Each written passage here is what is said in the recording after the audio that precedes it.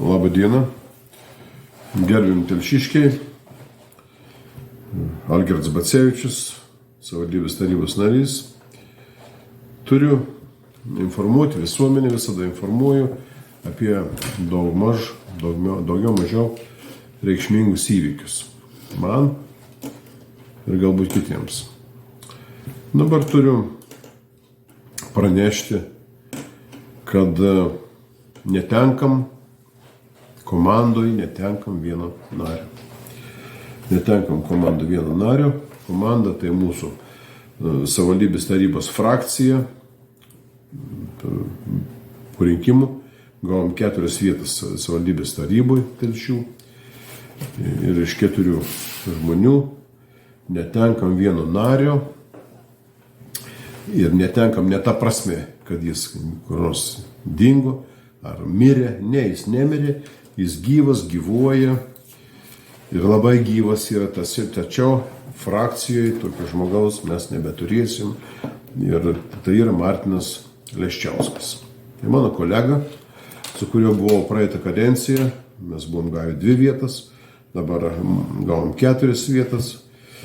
Ir tikėjausi, kad padirbėsim keturgubai, tačiau taip nesigavo. Trumpą priešistorę priminsiu. 15 metais savivaldybės taryboje aš buvau vienas, dalyvavau kaip nepartinis rinkimų komiteto narys. Visuominis rinkimų komitetas buvo įsteigtas, kuris vadinasi A. Bacevičiaus pilietinis sąrašas. Ta pavadinimą sugalvojo Naglis Puteikis, pasiūlė, mes priėmėm tokį pavadinimą. Ir tada buvo vienas narys, kitais rinkimais 19 metais į sąrašą įrašiau 2 numeriu Martiną Leščiauską. Jis atėjo jaunas žmogus, jaunas, tai visi sako, jauniems reikia sudaryti sąlygas, veiklą vystyti. Sudariau sąlygas, įrašiau į sąrašą Martiną. Jaunas žmogus, patirties nėra, bet įgyjama patirtis, išmoksime, jeigu nori. Ir antrą kadenciją mes buvom dviesi. Dviesi buvom, aš nereikalavau iš Martino daug, nes nes rytis žmogus atėjęs iš, nedirbęs administracinio darbo, atėjęs šiaip iš žemės ūkio atėjęs. Mokiau jį, pats buvau jau patyręs, 1 kadenciją atpylęs taryboje, prieš tai esu visuomenininku dirbęs daug metų, kovojęs turėjau tikslų, jis priėmė tą mano pasiūlymą kovoti su negerojim, su vagystėm, su korupcija. Mūsų veiklos profilis yra mūsų visuomenininkų ginti viešą interesą. Ginti viešą interesą, kovoti su vagių gauja, kuri valdo telšius. Su ta vagių gauja mes ir kovojom, ir aš kovojau, ir kviečiau visus padėti, prisidėti. Ir Martinas sutiko, ir tą kadenciją mes buvom tarybos nariai 2. Aišku, jis negalėjo įsijungti tą darbą, jis neturėjo jokių absoliučiai kompetencijų, tik norą būti komandai. Buvau komandai, aš jį mokiau, ugdžiau, auginau. Viskas vangiai vyko. Žmogui reikia rašyti raštus, reikia domėtis, neturi laiko žmogus galvoje. Ką darys? Aš dariau tą didžiąją dalį darbo. Dabar vėl rinkimai, vėl aš jį rašau 2 numerį. Jau jam 2 kadencija, man jau 3. 2 numerį. Pas mūsų ten buvo daugiau žmonių, mes gavom 4 vietas. Rinkėjai patikėjo manim, kad aš turiu komandą, kad mano komanda dirbs. Praktiškai 1 kadenciją vienas dirbo, 2 kadenciją vienas dirbo, tai ir pagalba minimali. Ir dabar vėl kitą kadenciją aš Martinui tada jau sačiau sąlygas. Sakau, vyruti, dabar tu sėdi 2 kadenciją, dabar turėsi dirbti. Jau mokintis nėra laiko. Dirbti, kovoti, raštai, skundai, komisijos, teismai, tyrimai, stebėti, sekti tuos žulikus, sukčius, atsiprašau. Ir vykdyti tą veiklą, kurią aš esu jau vykdau daug metų, kaip sekasi. Vangiai, sunkiai sekasi kariauti. Tai va. Bet žmogus, Martinas, nenorėjo dirbti. jokios veiklos praktiškai nevyko. Jokios veiklos. Viskas, visą kadenciją, visą veiklą pakarpydavau video iš tarybos medžiagos, aš juos įsidėdavau į Facebooką, kur ten informuodavau visuomenę apie visus pasisakymus savo, apie visus temus. Viskas. Jokių komisijų, jokių tyrimų, jokių bylų, nieko Martinas neveikia.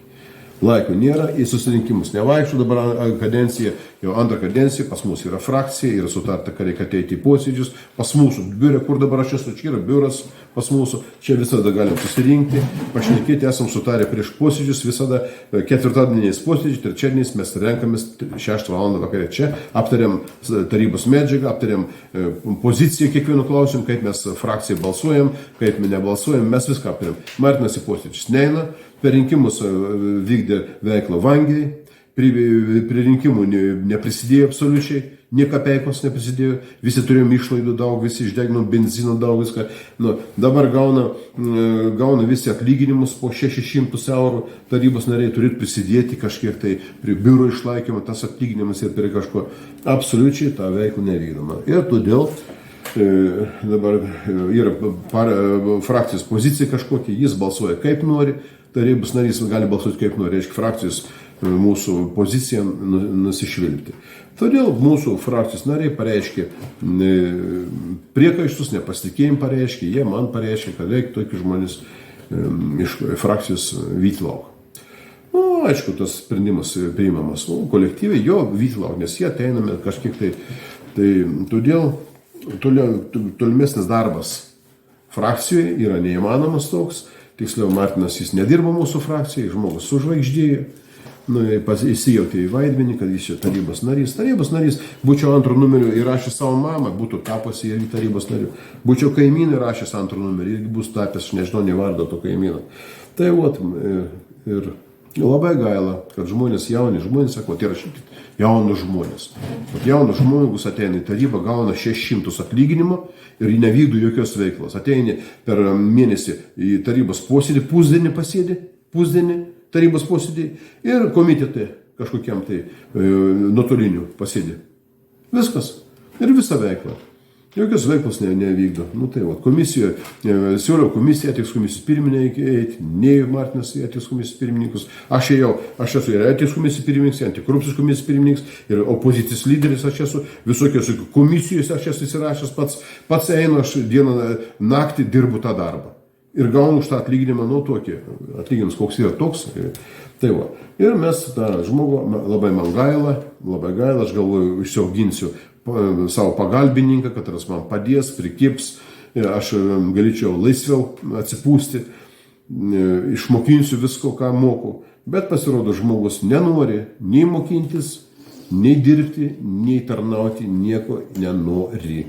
Aš padariau klaidą, neižvelgiau.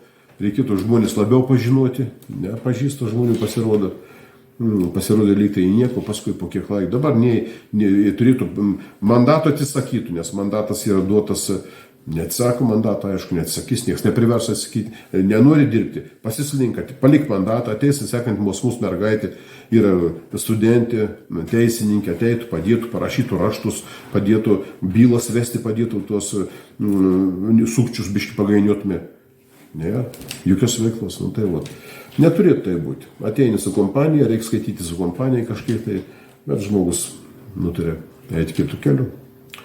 Atleisime iš frakcijos ir galės eiti kur norės. Yra pas mus tokia frakcija, tarybai, kur susirinkė visokie ten perjūnai, pabėgiai iš vienos frakcijos, iš kitos. Va ten tokie ir galės ten eiti, bet pas mus daugiau tokių dalykų mes nenorim daryti. Tai va, liūdna žinia.